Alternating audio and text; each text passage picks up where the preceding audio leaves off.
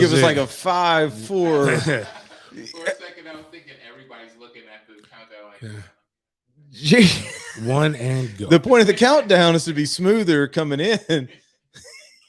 Miles hits us with y'all are wrong. It is the Sports Den brought to you by ABC Fine Wine and Spirits. Make sure you start your weekend off right with ABC. This weather's like amazing, man. Mm-hmm. Like I can't think of a better way to spend your weekend than sitting outside with the TV on, with a cigar from thehumidor.com. Facts. Cleaning your gun from Greenacres. Yeah. And a little whiskey seen in that your happen hand. in Well, military that movies. actually probably shouldn't do the whiskey in the gun, should we? No, I mean you're cleaning the gun. You're not shooting the gun. Y'all get the drift. Yeah, y'all get what I'm trying to do. Just get to ABC. Get to ABC Fine Wine and Spirits right away. Load up for the weekend. It's a great weekend of football, which we're going to get into here in just a second. Who's Florida State's Louisville, right? Mm-hmm. What time? 3:30. So you got 3:30. Who's Miami? No clue. Don't care. You got Georgia Vanderbilt. I'm going to start with Georgia in just a second. That's where we're going to start this because I just had a text with a good friend of mine who you know, and it's very interesting the way I'm not going to say all Georgia fans, but the way this Georgia fan is thinking. Okay. And then Florida, Tennessee tomorrow night at 7:00. Rivalry game, right? Yep. I want to get into that. Is that Tennessee or is that? Is that Florida? Okay. It's So at Florida. back to back. Back to back. And I want to get into like what is at stake for Florida because it's more than just the game. But let's start with Georgia for a second. What is your thoughts on Georgia right now? When you hear Georgia football, what comes to mind? What do you think? Well, the first thing, but it's partially because I know Kirby, but I think they're a very good fan base. Probably have values themselves are a little bit higher than what they really, really are. Okay. It's just a solid overall program that's just good enough to be considered top tier, but isn't. But do you feel like they're going to get theirs? Do you feel like they're close to getting their ring? I'm of the thought. I've said this before. They are no closer to getting the ring than they were when they had Mark Richt. Okay. They're literally the same program. They've always recruited well. They've always had facilities. They've always been this basically 10-win, 9-win on a bad year, 8 wins. We're getting ready to get rid of the guy type program. But I don't remember when Rick hasn't recruited well. And that's what most people can really rely to. I mean, we have to go. I mean, obviously, like, you put your age out there the other day with you being 45. I'm 37. Rick got there after the 2000 national championship that we lost in Miami to Oklahoma. So he's been there since 2001. So what is that? It's 20. So there's no modern person that remembers the 80s. The 80s was 20 years before that. I mean, So I mean, you're a good program, but I'm not suggesting you can't fire Kirby because you're not going to get another guy like that. No. But what I mean is that you don't. So the player for player, you match your biggest competition in the SEC for player is Alabama. Kirby's good, but Kirby's not a better coach than Saban. True or false? This is the best chance they have at winning a national championship that they've had in a long time. It's the best chance to beat Saban. Yes. Right. So, like, if you don't get it this year, that's why I'm not, and I don't knock Florida. It was a good game. But I'm just like, dude, like, maybe you would have won with Ant, and I'll have a better, you're close. But you got 2 more years of Bryce if he wants to. So, like, if he gets calm, that was his first real challenge on the road. And I'm not making this about Florida, but what I'm saying is that you got a freshman quarterback that's never faced any adversity. Yeah. We talked about it. We talked about that being the reason why I thought that the crowd would play such a major role. So I'm with you on that. And he came back, and now, like, if you can't knock him this year, you're not. Like, your best chances when Saban steps down. Have you watched Georgia yet this year? I watched a little bit of the Clemson game. Okay, Clemson's not the Clemson they and they're not, and that's what makes me, feel worse about them. But I haven't. I'm gonna be honest. I like them. UAB never didn't excite me. Like, not saying the game wasn't good. I just didn't care about it. Right. There's no reason to watch it. Their defense is unbelievable. Like, I mean, it's probably the best defense in the country. Right. Always. Now I have heard that because but the only reason I heard that was because of the comment about Jermaine Johnson at Florida State, who transferred from Georgia. They're like, oh, now we understand why he transferred. No, I mean their front line, their front seven is unreal. I don't know what they are offensively because they're missing arguably their two best players in Darnell Washington, the tight end, and Pickens, the receiver. You're talking about 2 first-round guys that haven't played for them yet this year, and I don't really know what the status is. But here's what I found interesting is before I came here, I had to do a thing with the lunch bunch at 10:10, and we got to talking about Emory. And I made the comment that Emory is a top 20 quarterback in the country. Mm-hmm. And I believe that. So my buddy texts me, who is a avid Georgia fan, and I just want you to know, Alan, I did not disclose what was in our text to James. So what he just said, he did not know what you said to me. He says, Emory is so not top 20. Florida's going to get abused by Georgia. And so I just said, love Georgia fans. Y'all have a whole other world that you live in. Like, that's all I said. He said, put your money where your mouth is. I said, I'm listening. Like, fine, let's do it. He said, is Florida not Bama? We're 49-14-2. So whatever. Kirby has done well against Gators. I said, you're just giving me stats. I can look those up. And here's his next text. Dan Mullen will be nothing more than Mark Richt. That's really good, though. Like, what's wrong with that? And I can, that's not a overly bad, like, it's not a bad, it's not bad. So you're saying Dan Mullen won't take him over the top? Here's my point. But how could Georgia fans say that? That's where that right there, like you've only one natty, right? That's what makes the SEC so cute. And I want to start using that word now because I think if thugs can use the word cute, I believe anybody I think it's a way underrated word. Yeah, actually. like when I saw Young Jeezy, one of my favorite gangster rappers, slicing up pancakes and he calling pancakes cute. Mm-hmm. I felt like maybe I'm not that tough. Maybe I'm not that tough to where I can't use cute a lot. So like I think it's cute with how a lot of SEC schools are. Now, I give Florida, you have every right to be braggadocious. You've got, and I saw somebody like you've won 3 national championships, and that sounds like a little bit. Mm-hmm. But when you look over the vast course of college football, when people, it's very few. Yep. Bama fans have the right to feel like the world is their oyster. They can oyster. say whatever they want to say. LSU, definitely in the last 20 years, they've won 3. 2 or 3. They won one with Saban, one with Les, one with Coach right, O. 3. Yep. I would say Tennessee, but you can't because Tennessee, you've been so bad since then. Yeah, no, that you don't get to talk anymore. Yeah. I'm trying to. Arkansas has one in the 40s. Auburn has one, but they've played in 2. Auburn's been consistently competitive. But you've gone through 3 coaches since then. Correct. So you really don't like nobody of note has been around to feel what it was like to be that. I'm saying all this to say that I have no idea why the rest of the SEC has the swag that they have outside of the fact that you play those guys. That's like me saying my cousin's in the NFL or my cousin's Mike Tyson, so I'm gonna go up and flex up on everybody. But you know what's interesting though? I'm glad you brought that up because when I was at Georgia Clemson, there was not one SEC chant. And I thought there would be more. Yeah, and there was a time where because the game was so boring, it was a horrendous football game. There was a time where like a group of students like tried to start one, but nobody followed. Right. I wonder if that's going away. It could be, but it's still But I see what you're saying. It's still a sense of we play in the SEC. We play. It just means more. No.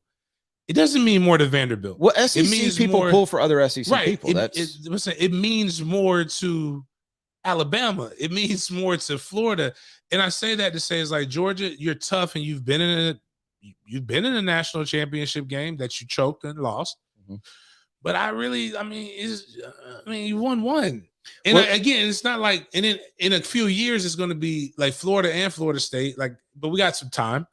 We're going to sound like Miami fans if we keep saying like, oh, we got these national titles, we got this, because it's been so long. I think you're setting yourself up for failure if your gauge is a national championship, obviously, because there's only one, right? It's like now Kirby Smart has done an unbelievable job at Georgia. I will say this though, if that's the case, then what he has done a really good job of, and you have to correct me if I'm wrong on this, since he's been there. Like, they've been in the championship game quite a few times.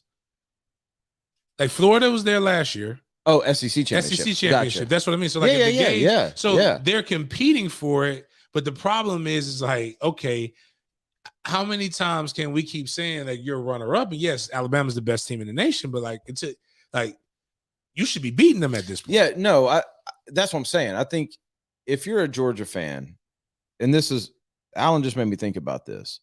I give Kirby a hard time because I don't like the way Kirby treats quarterbacks. It has nothing to do with Carson Beck. I made the comment, Arch Manning was in Athens this weekend. Yeah. And I made the comment like that Manning family is way too smart to let him go to Georgia. Like he's not going to Georgia. I mean, not when Alabama's got multiple guys in the NFL. Lane Kiffin's got probably the guy that's going to be the first quarterback taken this year. Like, I mean, there's other options for him that I think just suit him better than what Georgia does with their quarterback room that's always got 4 or 5 stars. So it's not a knock because Kirby can get those 4 or 5 stars.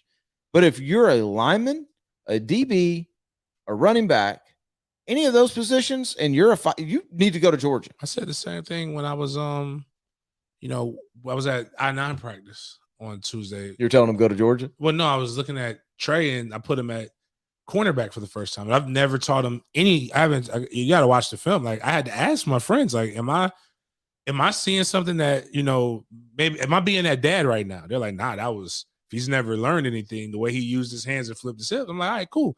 He can go to Kirby because we don't have those dreams of playing quarterback anymore. Mm-hmm. That got evaporated by 6 points. He likes going still because it actually helped him learn how to catch better. Right. But like, he's like, nah. Yeah. He's like, he has to make all the decisions. He has to do. I like running the ball and being scoring. fast. Like, I like being able to use my. So maybe in a few years when he realizes in tackle, that's the way the quarterback is going, it would change. Yeah. But if that's the case, he won't be with Kirby. But he can go to Kirby right now. But I think where it will come to them, and Georgia fans, you just got to have a little bit more hope and patience.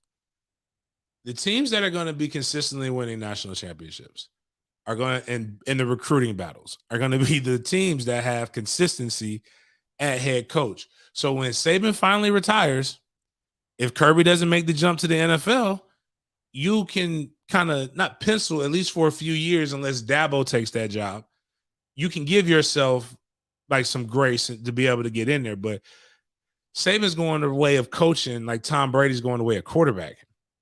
It may be another decade, man. When I watched Georgia play this year, maybe it's because JT's hadn't been healthy. Pickens, like I said before, Pickens and Washington. But I'm factoring that in, right? Like you have to factor that in to what you believe they're going to do. Pickens isn't coming back anytime soon. I don't know if Washington's coming back anytime soon. It's not out of the realm of possibility for them to lose 2, and they don't even have that hard of a schedule. I think that is true too, but I'll say where I agree with him a little bit, right? Is this. What they do very well, they can do that and do it against Florida. And no doubt. And what I mean is, and I'm going back to a few years where they just play really good defense and they just run the ball down your throat. And wasn't it, I think Florida ended up scoring 2 touchdowns a few years ago, but it was like a beat. It was the score wasn't as bad as what people made it seem like, but the beating was. But that didn't work last year. And this is the thing that I'm going to tip my cap to Dan Mullen. And I am not saying Florida's going to beat Georgia right now. I'm not saying that. Dan Mullen has this Florida team playing very physical football. When they go up against other physical teams, like that, they're at their best.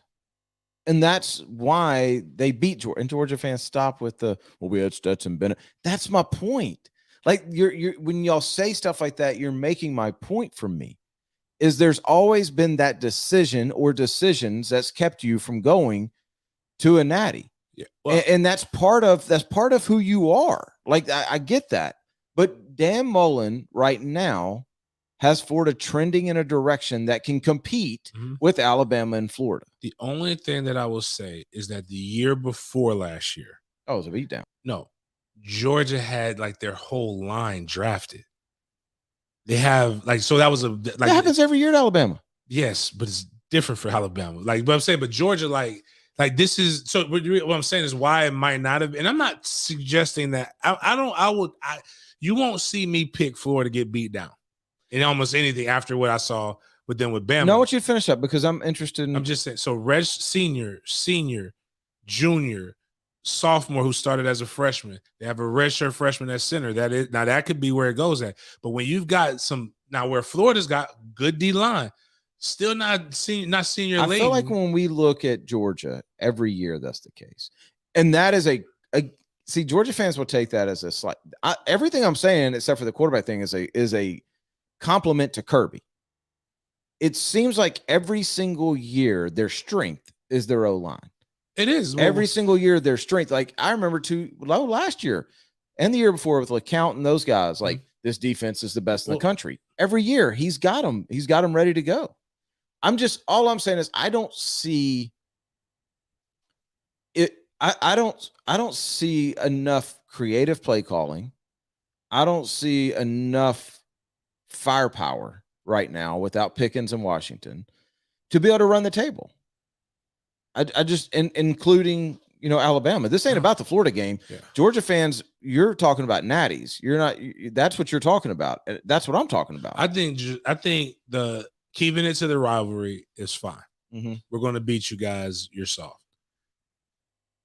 Saying Dan Mullen is Mark Richt is saying Dan Mullen is one of the most successful coaches that have ever been in your program, and currently, basically the same coach that you have right now. Yep. So I think that's not that doesn't sting as bad as if I go and say Manny Diaz is Willie Taggart. Right. Like that doesn't it doesn't have the same effect. Like it's kind of like, wow, so I'm a solid guy. Because Mark Richt is a solid guy. I like him. Mark Richt's an awesome guy. A guy really well, Derrick Henry. He had single-handedly won me my fantasy league. Well, it's interesting you say single-handedly. Derrick Henry had the record for most rushing yards in a high school game. Yes. 502 yards. Yes. That got broken last week. I saw. They got broken. A young man, Caleb Wagner, at Baker High School here in Florida. They played South Walton. And he had 535 yards on 25 carries. Oh, that Baker, Panhandle Baker. Yes. The Gators. Yes. 25 carries for 535 yards in one game. They won 49-48. Caleb has one arm. Oh, well, now that changes things. Yes. That okay. Yes. I didn't realize that. Yeah. That he only had one arm.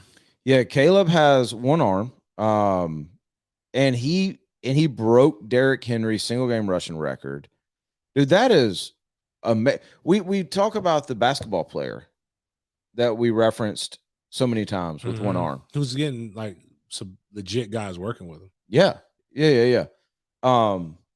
Running back, bro. It's a little bit different. Very different. No, still difficult. Is it one arm or one hand? Like it looks like he has an amputated arm from that picture.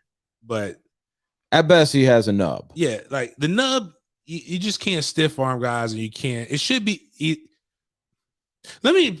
So the one arm man, that the legit one arm basketball player, he was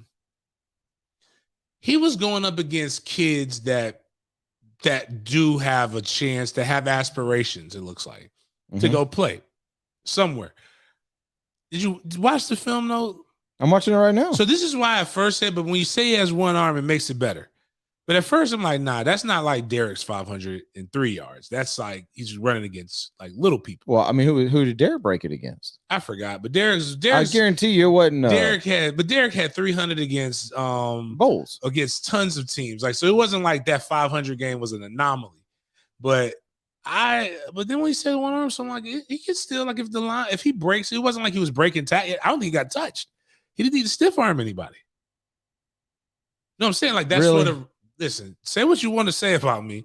That is a very important thing that you need to do as a running back, especially when we're talking about Derrick Henry, who's known for his stiff arm. It's hard to cover the ball up with two hands, so that's something, but you can hold it high and tight with that one arm, and you typically want to switch the ball when you go to the sideline. I'm trying to do a feel-good story about this guy, and you're discounting his 500-plus yard performance. No, I'm saying at first I discounted it, but like I'm thinking of the things that's hard to do. I mean, I'm watching this dude run away from everybody. That's the part that's wild, because I was like watching him separate. I just really did not know he was the one-arm man. Man, I'm just a terrible person. I'm learning that. Like, did you know another thing of sportsmanship and chivalry? I will say this though, real quick. There's not one kid on that other team that's going to ever play football, even in flag. Well, I mean, that's not even what I'm saying. When your quarterback is wearing number 49, that's what I'm saying. Like, I can't. Like, even the court. But look at how. Yeah, all right. Listen, it's still dope though. Okay, I'll put it this way. When I played high school, we played against some bad teams. I never did anything like that. Right. It's not saying that it's not, but you also had other cats on your team. Well, I understand, but you keep giving me the reasons. Like, can we not just praise this kid?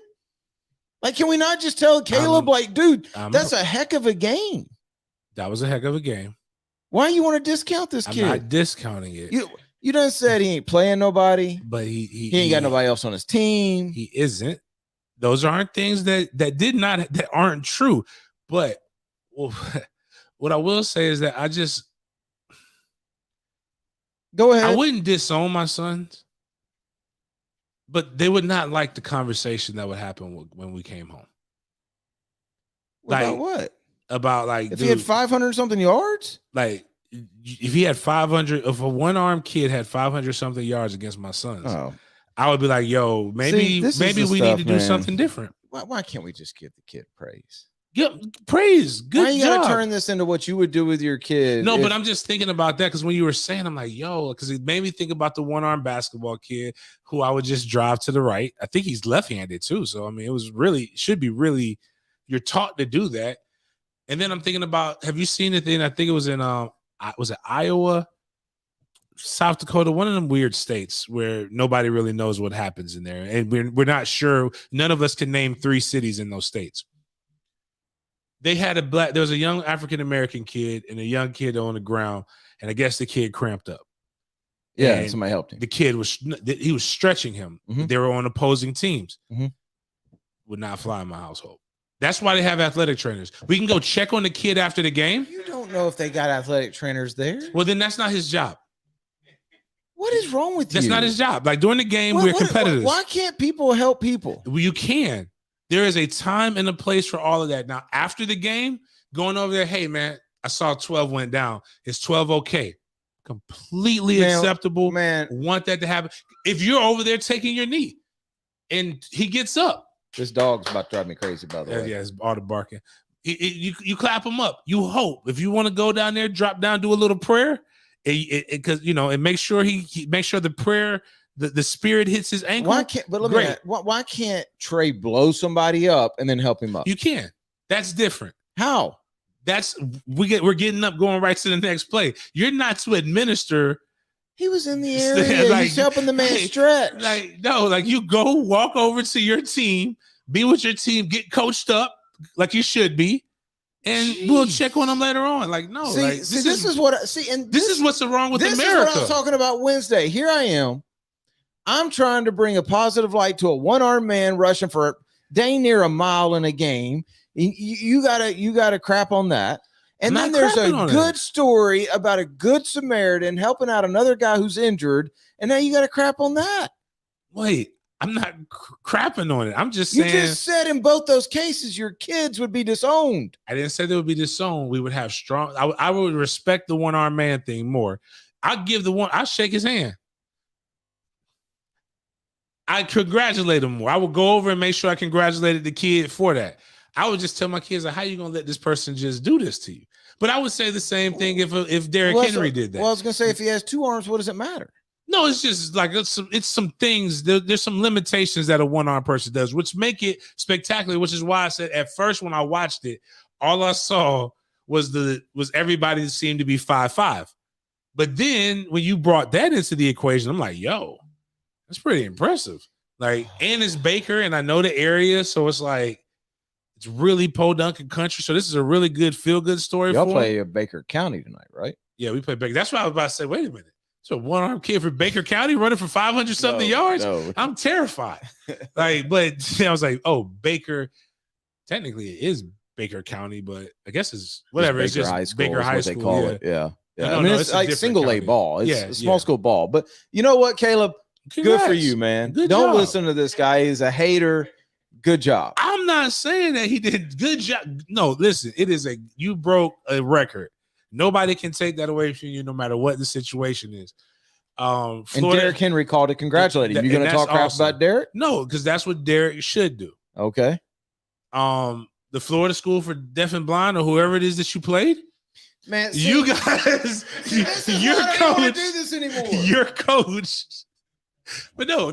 All jokes aside, that is a good thing. I'm just saying, like, it's D&B will lay the wood to you too, man. They sure will.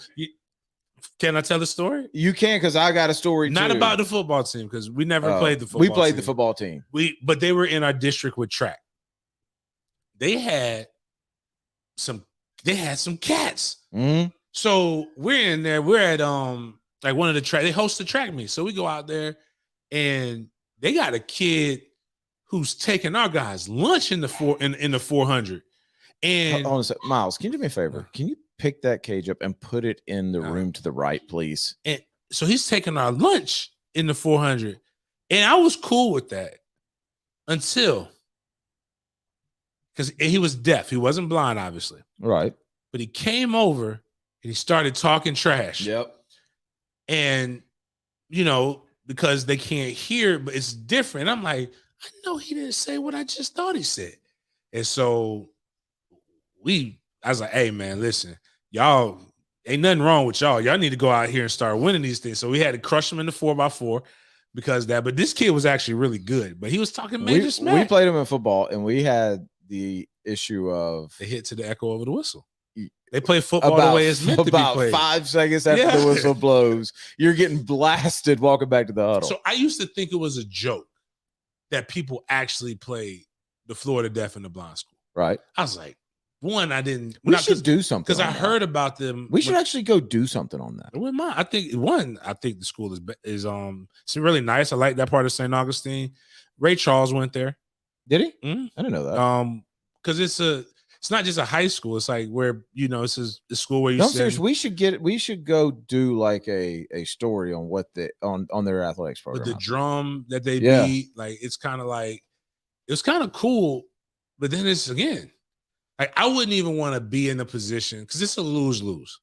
Like, I don't want to be in a position to play those guys. But the track thing threw me off because I'm like, well, I think now who's sending their kids to the track? Other deaf and blind schools from around the country. Now that makes more sense. Yeah. Because but then again, if you could field a team and you're good, and they've had some good teams. There was a fullback for the Seahawks, who was actually deaf. And he got a Duracell. He had a Duracell commercial. I think it was Duracell. that. It was one of them. I do remember that. Yeah. Real quick before we get to the pick'em, I do want to talk about Florida for a second. Tennessee is a rivalry game. I think Tennessee's 2-1 right now. I mean, the expectation. I think Florida's favored by like 21. Did they beat Pitt? Pick'em. I think Pitt beat them, didn't they? That's what I thought. Yeah. I think it was a close game. I'd have to look it up. I don't know. It's not really about Tennessee right now for me. So Florida has this thing going on, and I'm curious to know, since you've played at this level, they've got this thing going on where everything was fantastic with Dan Mullen until the last 3 games of last year. And they lost to LSU and Shoegate. Mm-hmm. The game that nobody talks about until now, they played Alabama to the very, very end. And the reason why nobody talks about it, and they shouldn't, is because Oklahoma blew the doors off of them. And we all knew it didn't need to be said that Florida had a lot of guys that didn't play, but Dan Mullen chose to say it, which made it worse. So, but if you take those 3 games out, Dan Mullen's tenure at Florida has been wildly successful.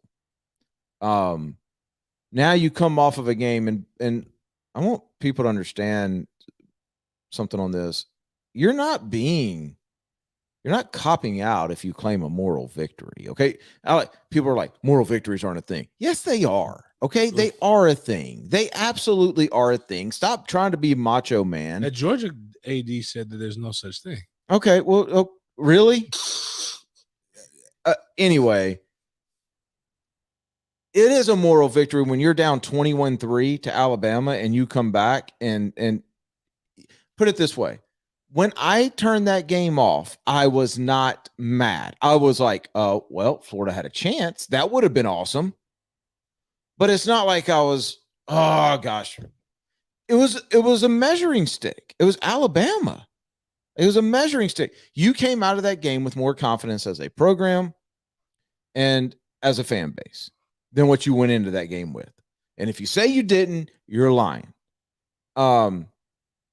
Now you've got Tennessee coming in, 7:00 kickoff.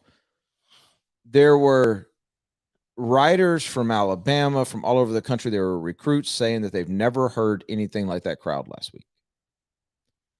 Where I'm going with this is you have a chance to bring everything back, but a hiccup against Tennessee devastates that. And a hiccup, we talked about moral victories. You can win a game and lose steam. If you don't win this game in dominating fashion, and if the swamp isn't crazy like it was, and you're not as physical as you were against Alabama, that is a big step back for a program right now. That's the next step for Florida. Is you should line up against Tennessee and you should treat them the same way you treated FAU. You should line up. You should go, we're running there, and you should run there. I don't think you've taken that next step as a program until you've done it. If you go and you don't do that, then all y'all are right. Last week was not a moral victory. But if you go and you do that, for example, if Florida State would have came out of Notre Dame and shellacked the next 2 opponents, you could have looked at that Notre Dame game and said, you know what, that gave us confidence. But they didn't, so all the moral victory went away. Right? Same thing in Florida here. Like if you go out and you just absolutely destroy Tennessee and you do it physically, and that place is rocking like it was last Saturday, I don't want to use the term you're back because it's hard to use that. Like when Miami uses it, they won natties like bam, bam, bam, bam, bam. Florida was kind of spread out. I mean, they had 06-08. But so I'm not using the term you're back, but you are planting yourself in the country as I don't want to go play Florida there, and I may not want to play Florida because they're physical. Like that's the next step for them. Agree or disagree? No, I agree. In order to be back, or in order to really be in the forefront, you've got to be able to be consistent. That's the major difference between, that's what makes Alabama, and everybody else who they are. If you only play, I mean, you want to know the truth? Ole Miss played Alabama really close. In theory, they put up a lot of points. Probably the closest team last year. Like, I mean, but they're not. They're not like, they're not in the same conversation. Anybody can play one game. But Florida's had 3 years in a row with 10 wins. Yeah, what I'm saying is, what happens is that just means you're the best of the rest. Anybody can have one good game, but like if you have your one good game and you didn't do your best. You lost. But then now when somebody who's in the second tier, or the third tier of the SEC, you go in and you treat them like a third tier team. Now, if they come up and they raise their level of play and beat you, it does more for them than it does for you. If you think back to the golden days of Florida State, man, when y'all played people who weren't top 10, those teams didn't have a chance. Not a chance. What was it, like a 40-something game win streak in the ACC? Something like that. You think back when Miami was going, Nebraska, those teams, like when they played the teams they were supposed to beat, they didn't just beat them, they embarrassed them. To the point that we all remember, if you're my age, Virginia beating Florida State, because it was such a like, oh my gosh, somebody in the ACC beat. Was it Virginia? Right? Mm-hmm. Yeah. Like it was such a you got to be kidding me moment, because y'all had dominated everybody. And the funny thing is at that point, then you go back and look at that Virginia team. Like those are the losses that the great programs have. Mm-hmm. And I joke with people like now about where FSU is at. When we lost to North Carolina State, I lost to Phillip Rivers, Tim McClendon, who was one of the first, who was with Maurice Claret when they were talking about freshmen who could get drafted out of like breaking the rule. Dude, yeah. They had Jericho Cotchery, who played years for the Jets. They had 4 defensive linemen, one the first overall pick, get drafted in the first round. Not just drafted in the first round. A linebacker get drafted. Terrence Holt, which was Torrey Holt's younger brother. That is the team that will, for the rest of their lives, come back to North Carolina State and they'll have a 10-year anniversary, a 20-year anniversary. Come welcome these guys back. Phillip Rivers will probably be Hall of Fame when it's all said and done. Oh, yeah. When we lost to I'm trying to think of other teams that we kind of lost to. Bottom line is when you lose to those teams, it's a one-off team that just has tremendous talent. It's not who's the kid? Bailey Hogman's North Carolina State team, and Bailey Hogman just retired from college. Like, we'll never know any of those North Carolina State players like that. Wake Forest has, I think, the wide receiver is pretty talented from what I remember, one of them. Well, y'all aren't the same team. I got it, but what I'm just saying is this is how you know where you're at. Yeah. You're on their level. Jermaine Johnson would definitely play in the NFL. We don't know, but right now, that's your thoughts. So unless this Tennessee team, but we won't know that for 2 years, has that talent. It's I guess my bigger point is all that's irrelevant if you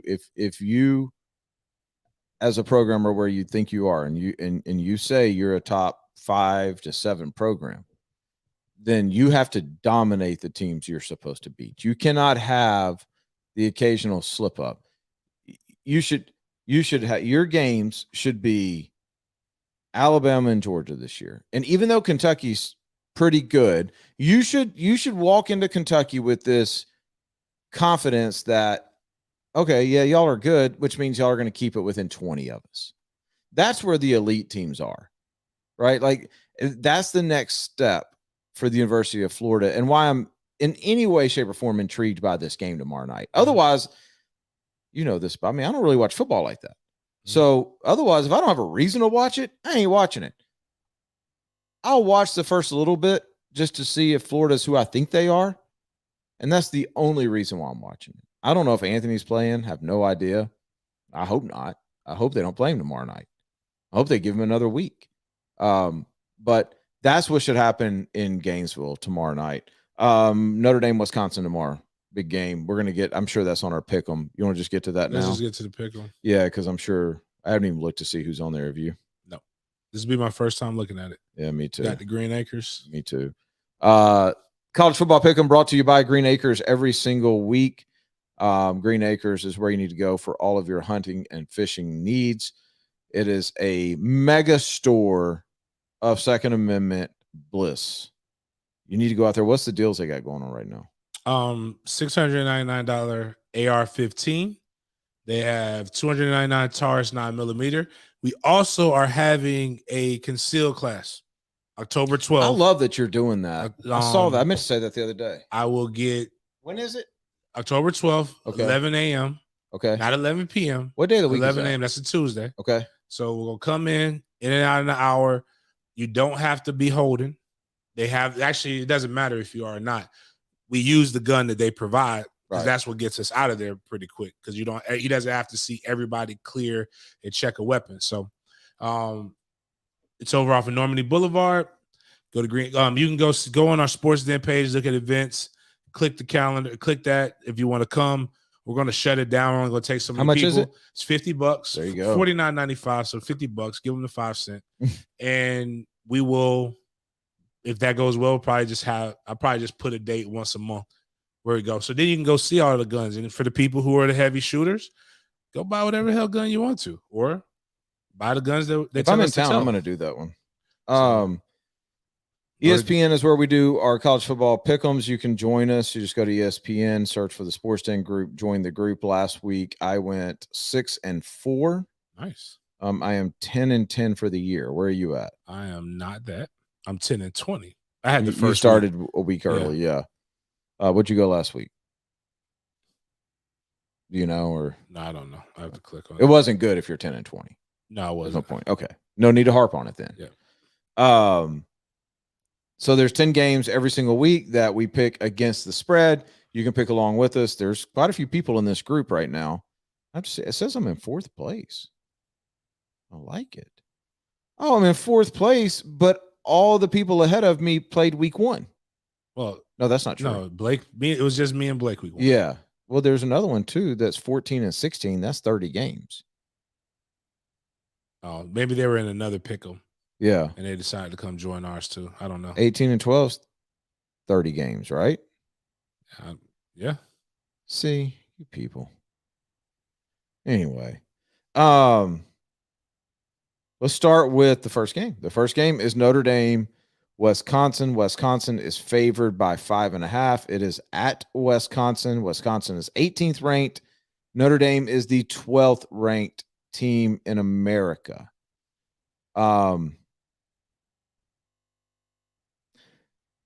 Wow. I'm going to go Notre Dame in this. Okay.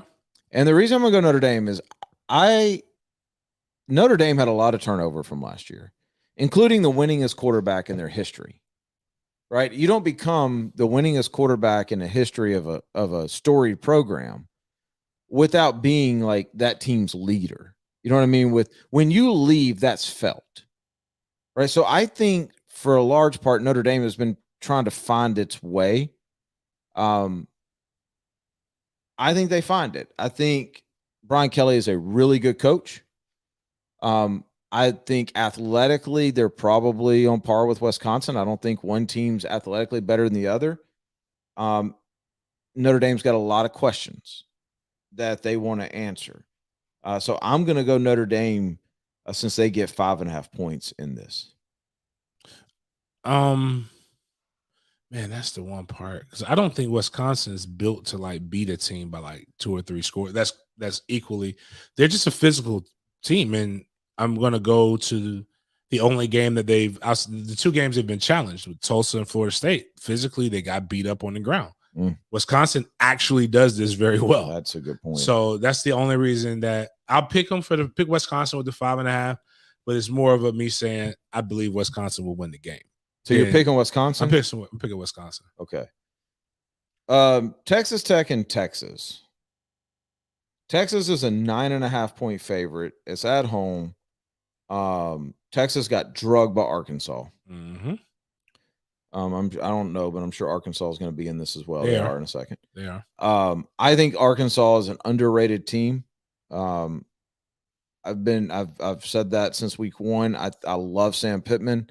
So I don't hold that loss. You're talking about a first-year coach against a second-year coach with Texas and Arkansas. You're talking about 2 teams that I don't think are that far apart talent-wise. And so what you saw was one team with experience, with play call. They had consistency from last year, play calling, defensively, all that kind of stuff, beat another team. I don't know anything about Texas Tech, but I do know that Sarkisian's a good coach. They've got players. And sometimes when you get your cage rattled like that, it humbles you and you listen a little bit more and your communication gets a little bit better. I'm going to take Texas in this game. Okay. Trying to see who Texas Tech has played so I can I guess I could have called one of my friends is one of the athletic directors over there. Are you flexing now? Flexing. No, she's good. Here's who Texas Tech has beaten. Well, they got drummed. Oh, that was 2019. No, they're 3-0. This is terrible. This thing is terrible. Why wouldn't it show me this season? I know. You're looking at ESPN, aren't you? Yeah. Yeah. It makes absolutely no sense. I know. It's weird. But I like Texas Tech with the points. I don't really know if they can win or not. But Texas, I've tried, man. You broke my heart. Yes, you broke my heart last week. And you really got drunk. Like physically, I want to dominated. well, actually, you know, if I can talk about that, you got beat drunk. That's what you got. Like that's what it looked like, and that didn't. You could be back. You could be getting more, but until you kind of start proving otherwise, there's no reason for me to believe fair. You're 2 scores better than somebody. That's fair. Iowa State, Baylor. I'm gonna let you go first these next two since I took the first two. Yeah, right. Thank you, the fighting Matt Campbell's. You're taking Iowa State over the Dave Arandes. So they are favored by 6.5. 6.5. Yep. They quarterback, good coach, more consistency. Baylor, tons of transition over the last few years. Will probably be better, but like I'm going with you. Big 12 is a scoring conference. So like that's the one thing that we know they can do is put up numbers. Yeah, I'm going with you on that. I was looking to see what time, because Baylor seems like every year they have that game at night at their place that they shock everybody in. Yep. This is 3:30. So 3:30. So I'm going to take Iowa State. The next one, Texas A&M versus Arkansas. So number 7, Texas A&M no, it's not at. I'm sorry, it's in Cowboy Stadium. Right. So here's what I'm going to say. Well, Texas A&M lost their quarterback. Yep. Jimbo, I think Jimbo's a good coach. I think Jimbo is what Kirby could be if he would have probably kept Justin Fields. Like he got Jameis. I follow you. He had an elite quarterback. Yep. And the elite quarterback took him to a level. Now he's good at developing them. He's going to get you those 10, 11 wins. He's not the coach that you let go because you want to just change, just want to shake it up. Actually, like Forrest said, he's the guy. Like that's like having that consistent girlfriend that's pretty. Everybody knows that, and you're like, you know what? I just want something new in my life, and you let him go, and then next thing you know, you're regretting it, and now she's with some billionaire, which is what Jimbo's. The Jimbo situation. I like that analogy. The thing is, Arkansas is what needs to happen when you actually have a new coach. Sam Pittman is both. He's fun enough, but firm enough. Yep. He's also has his offensive coordinator respecting the fact that he's an offensive line mind. Mm-hmm. And what I mean by that is people are like, because I did not like Kendall Braz at Florida State. I did not like Kendall Braz at Florida State because I believe he caused a lot of unnecessary drama with his talking behind the scenes stuff. And a lot of it in telling people that there's something that's impossible to happen. A head coach can't call the offense and the defense. Not in college. You're not in the meetings. It's career suicide. It's ignorance. But what I do believe is that what happens is with a head coach is that their job is to control the game. And if you're up, you need to run the ball. So what I've seen Kendall do at Baylor, and he's also doing here with Pittman, is a great combination of both of them. And he's in his bag right now. Mm-hmm. And I believe that he can exploit Texas A&M. And if you're giving them points, because I don't see Jimbo having an offense that could just, without his starting quarterback right now, that could just do numbers like that. His defense is really good. Oh. The Texas A&M defense is really good. And he's got the old Notre Dame's old DC. I don't know. So you're taking Arkansas. I'm taking Arkansas. I watch this game every year. I watch a lot of Arkansas football because I'm from there. I'm an Arkansas fan. Know Kendall Browse real well. Like Kendall real well. Like the quarterback that Arkansas's got. It's perfect for what Kendall wants to do. Historically, this game in Texas Stadium, it's not like the Texas A&M Arkansas used to be a huge rivalry back in the day. To those two schools, it still is. It isn't to anybody else, right? So you've got a Florida-Georgia feel to this, like where it's 50-50 in the crowd. And Arkansas always plays Texas A&M well. If you go and you look at the history of the series, I don't know how many Arkansas actually won, but Arkansas has some really bad teams that went down to the last second with Texas A&M in this game in Texas Stadium. Mm-hmm. I think this is the best Texas A&M defense they've had in a long, long time, but I'm going to go with you here. I'm going to pick Arkansas only because I think it's like a field goal game that Texas A&M wins, only because I'm getting 5.5 points. And I do think Arkansas's quarterback, like he is a load, man. Like if once he gets going, you can play ball control offense with what Arkansas has on the line and in the backfield. And if they can do that and they can win the time possession, to your point, I don't think Texas A&M can muster up enough points to win by more than a touchdown. So I'm going to take Arkansas. Rutgers, Michigan. At Michigan, at the Big House. Michigan is an 18.5 point favorite. That's just a lot of points in today's college football, man. Why is this not telling me their records? It tells me for everybody else, but it doesn't tell me for this one. 18.5 points, 330 kick.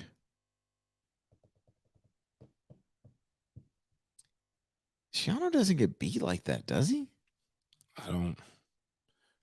I don't know what their record is, but you would hope not. Shiano's a defensive mind. Right? Like that's a lot of points. I'm going Rutgers. I'm not going to overthink this. I'm going Rutgers on this. Like Michigan, they are what they are. And if there's anything we know about Shiano, his dudes are going to play physical. They're going to play in close games, and they're going to win a good number of those. So I'm going Rutgers in this. Having said that, I don't know. They may have been blown out already this year. No?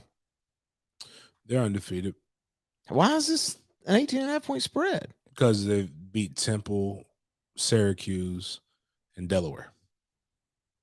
This is the first.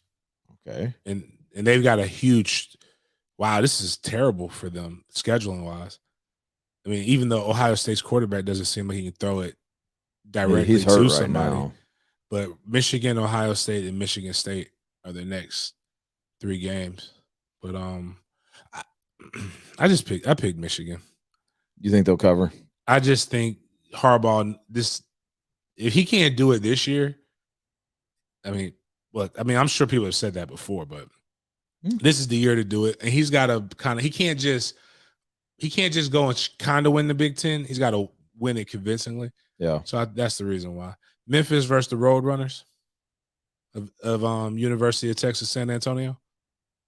Why is this a 3.5 point spread? And did we just get breaking news? Oh my gosh!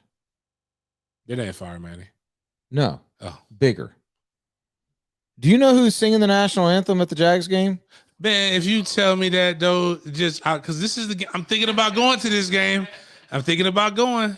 Is my people don't want no trouble? JJ just hit us both up. My people don't want no trouble. My people don't want no trouble is singing the national anthem at the Jags game this Saturday. That's good. Kedron? That's good. That's good. Wow, how exciting. That's what I'm responding to JJ right now. That's big news right there.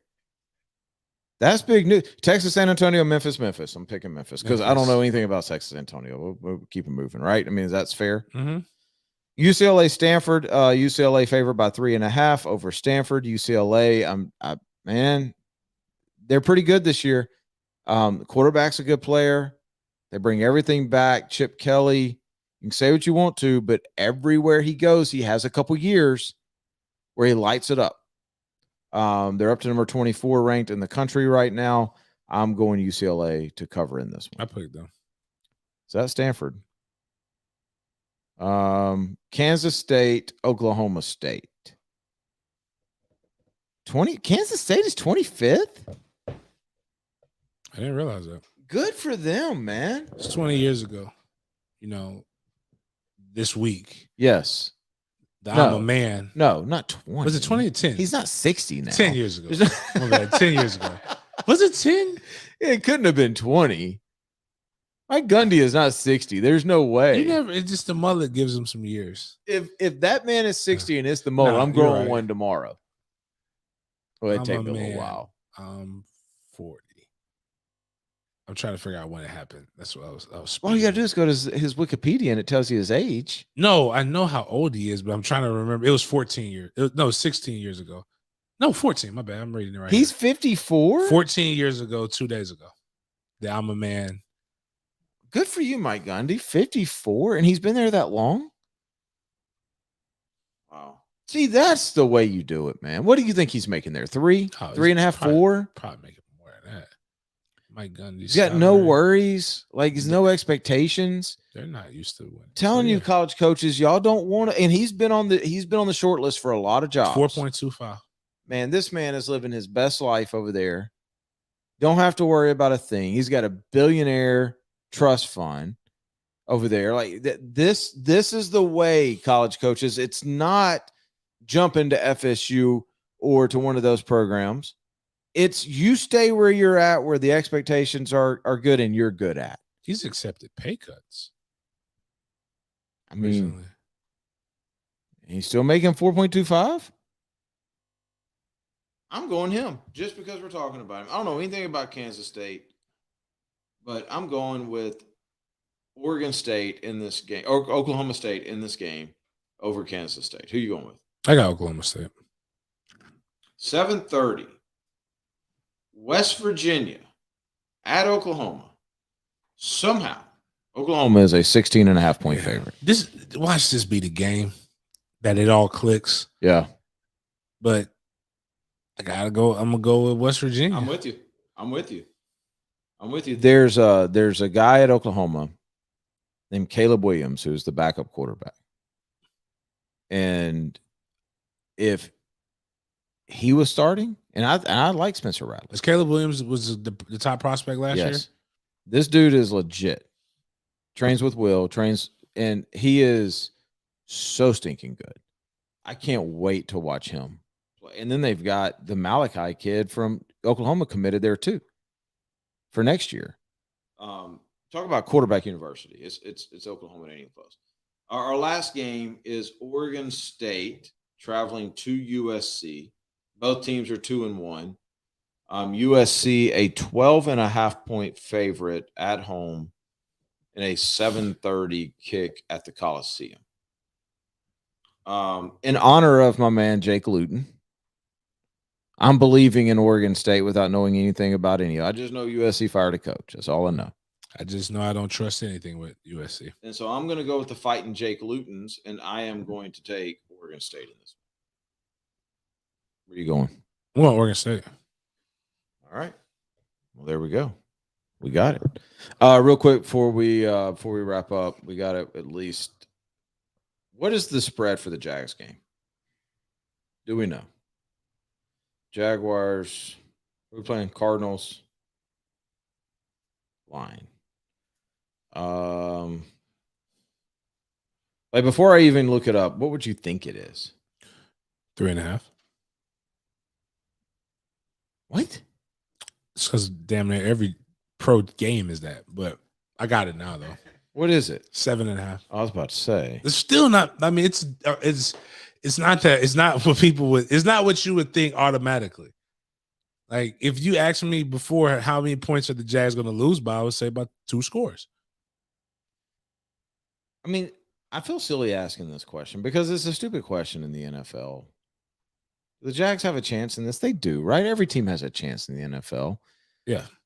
But is there a worse matchup right now for the Jags than Kyler Murray and DeAndre Hopkins? With 2 corners out? Well, they weren't that good anyway. But I'm just saying, they obviously were big. Wait, Shaq's out? No. Okay. Trey Herndon and CJ. And Shaq gets dunked on every game.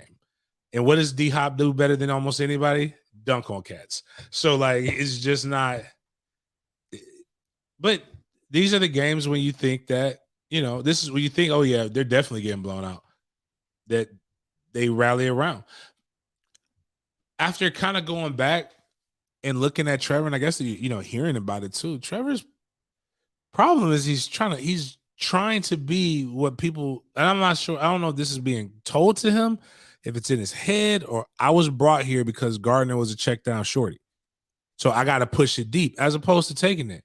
And this is why I mean, you're doing it on 10-10. So you might as well do it on your own show where you actually get the credit for. Is the breakdown of Trevor's interceptions, and somebody, just a novice, sent the pictures in the circles to me. And this is when it gets bad, is when a novice can see this. And like, hey, here is right before he's about to throw it. Here's who's wide open. Here's where he threw it. And if you look at the way the NFL goes, if you got Laviska Shenault on a crossing route, and yes, you want to throw it to the sticks, but he has a DB 2 steps behind him. If he can't catch that in stride and get the first down for you, then he doesn't need to be on that field.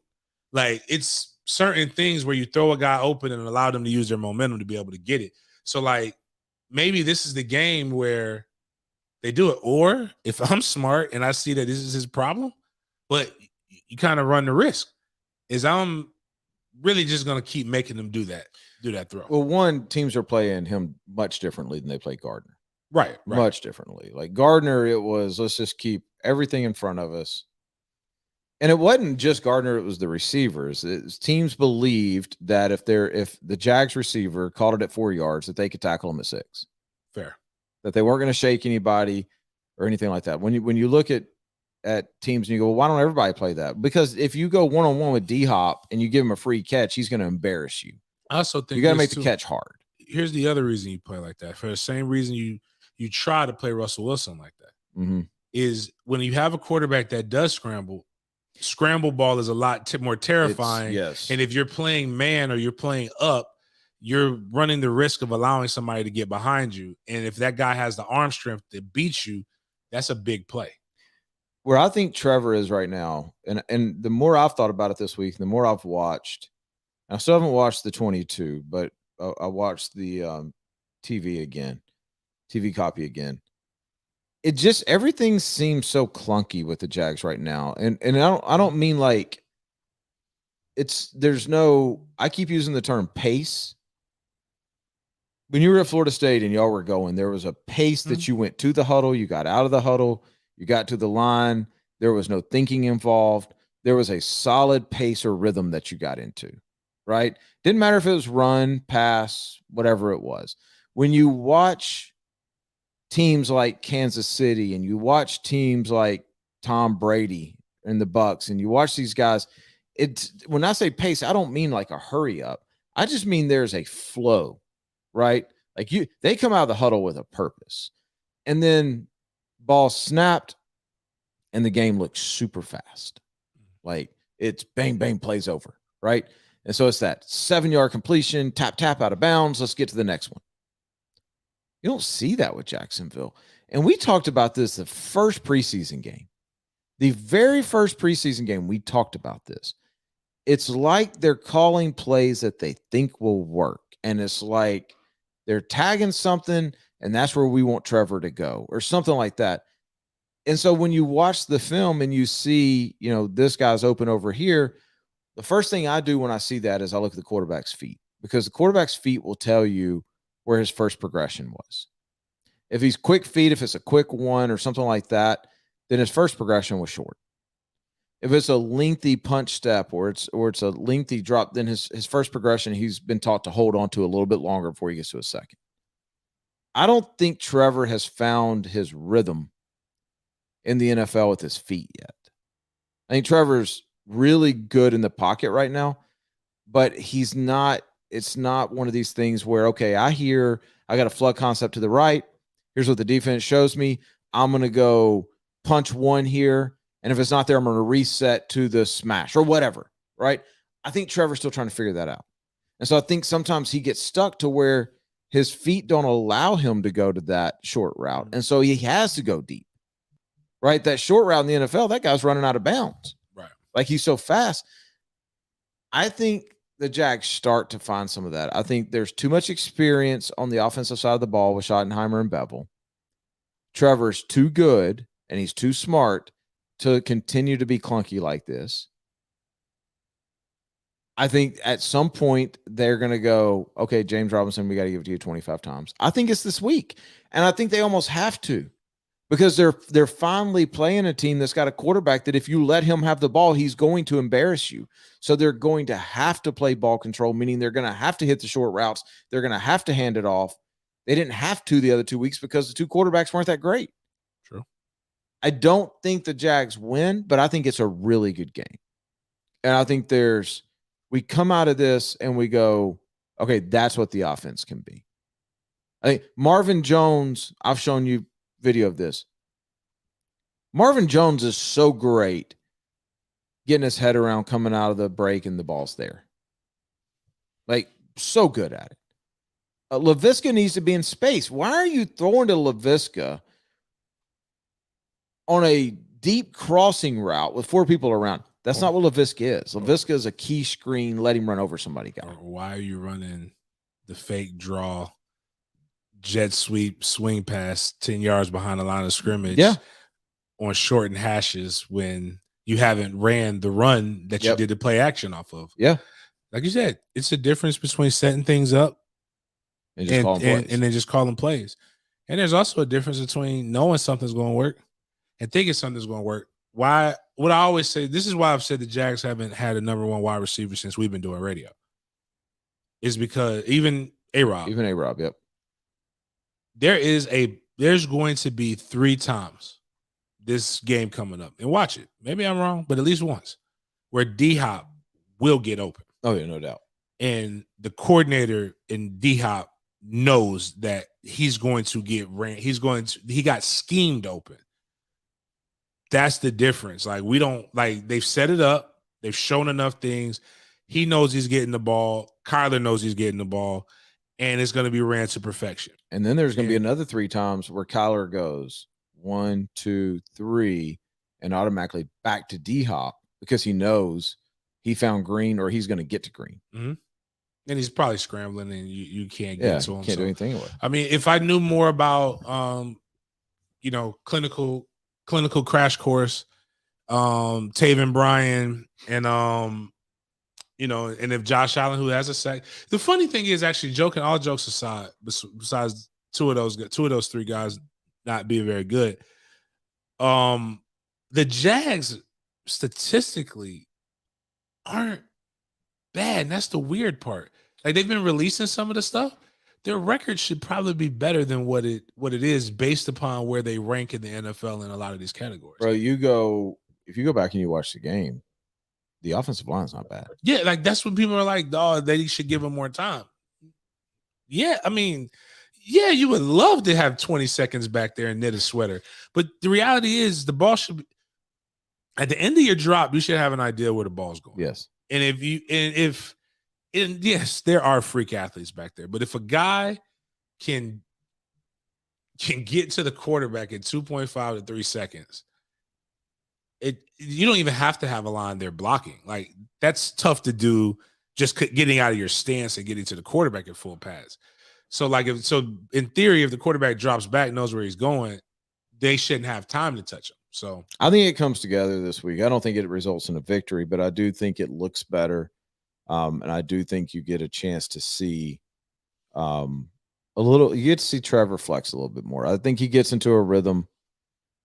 What I know of Trevor is he's insanely prepared. He's very smart, and we all know his talent. At some point, like, that's going to start to show.